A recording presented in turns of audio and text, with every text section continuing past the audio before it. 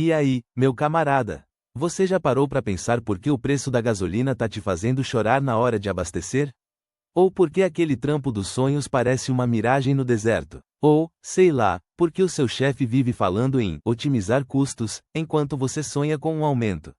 A resposta para muita coisa que rola na sua vida, desde o preço do pastel na feira até a taxa de juros do seu cartão, está conectada a uma sigla que, para a maioria, soa mais chata que a aula de história antiga: o PIB. Sim, eu sei, PIB. Parece nome de doença ou de um novo imposto. Mas confia em mim, entender o que é essa parada é como ter um mapa do tesouro para entender como o seu bolso e o seu futuro funcionam. Porque o PIB, meu parceiro, é tipo o placar final do jogo da economia de um país.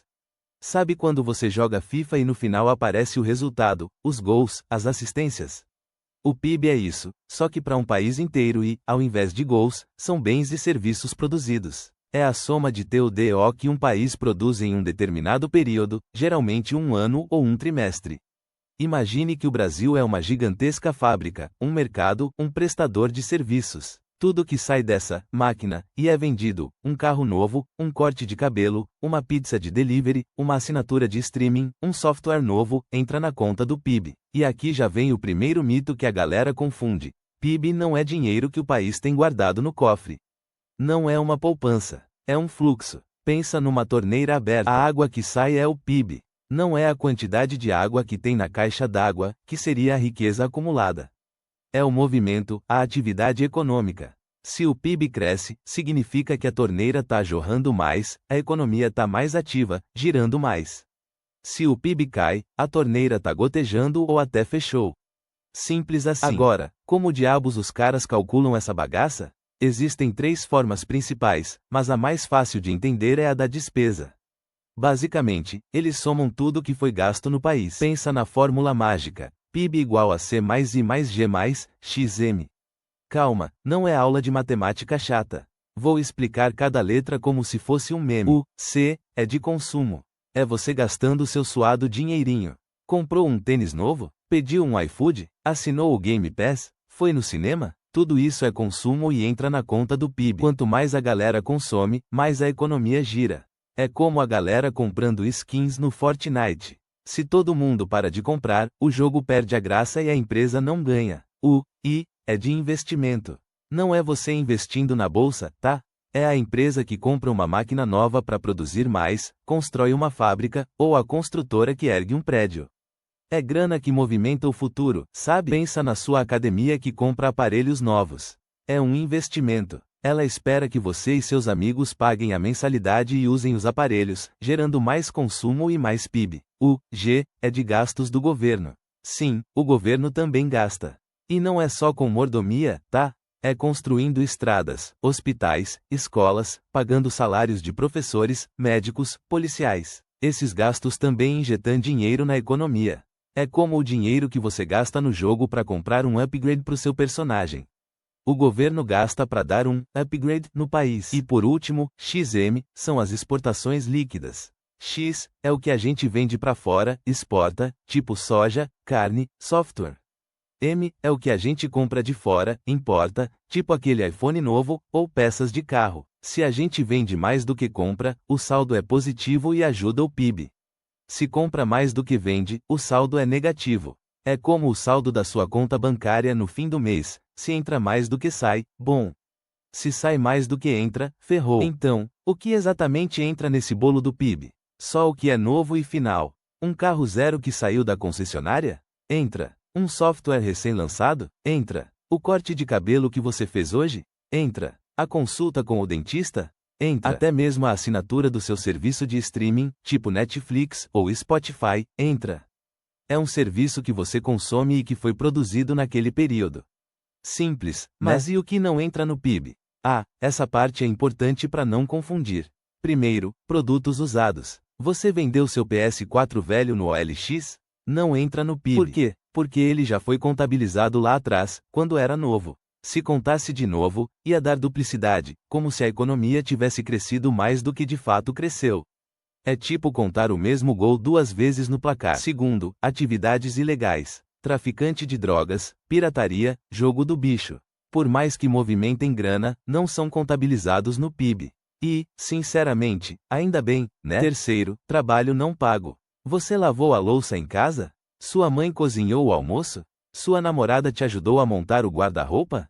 Por mais valiosas que sejam essas atividades, se não há uma transação financeira, não entram no PIB. É uma limitação, claro, porque muito trabalho essencial não é remunerado, mas a metodologia é essa.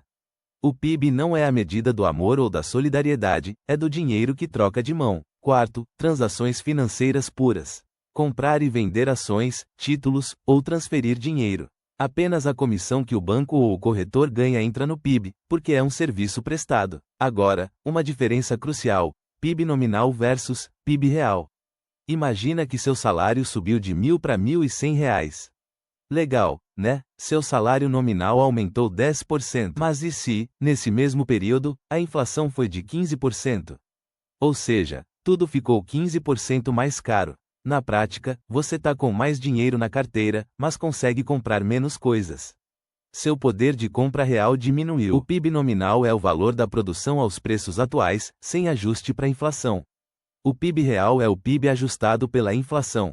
Ele mostra o crescimento verdadeiro da produção, sem a maquiagem dos preços subindo. É o PIB real que os economistas e os investidores olham para saber se a economia está realmente crescendo ou se é só a inflação fazendo parecer que está tudo bonito. É como saber se o seu time ganhou por mérito ou por causa do juiz. E o PIB per capita? Essa é fácil. É o PIB total dividido pela população do país. Ele te dá uma ideia de quanto de PIB tem para cada pessoa, em média. Se o PIB per capita aumenta, significa que, em média, a produtividade ou a riqueza por pessoa está crescendo. Mas atenção, em média, é a palavra-chave. Um país pode ter um PIB per capita alto, mas com uma desigualdade gigantesca, onde poucos têm muito e muitos têm pouco. É como ter um bolo gigante, mas uma pessoa come 90% e as outras 9 dividem o resto. Então, por que essa porra importa pra você, cidadão comum que só quer pagar as contas e jogar seu videogame em paz? Simples. Um PIB crescendo é sinônimo de mais oportunidades, mais empresas investindo, mais vagas de emprego surgindo, salários potencialmente maiores, mais impostos sendo arrecadados, que, em tese, deveriam se reverter em melhores serviços públicos. Quando o PIB encolhe, é recessão. Menos empregos, menos consumo, empresas fechando, um clima geral de ferrou. É como seu time caindo para a segunda divisão. Investidores estrangeiros olham para o PIB para decidir se vale a pena colocar dinheiro aqui. Se o PIB está crescendo, o país parece um bom negócio. Se está caindo, eles saem correndo. Mas o PIB não é a bala de prata, nem a métrica perfeita. Ele tem suas limitações. Como eu disse, ele não mede a desigualdade social. Um país pode ter um PIB enorme, mas com 50% da população na miséria. Ele também não mede a qualidade de vida.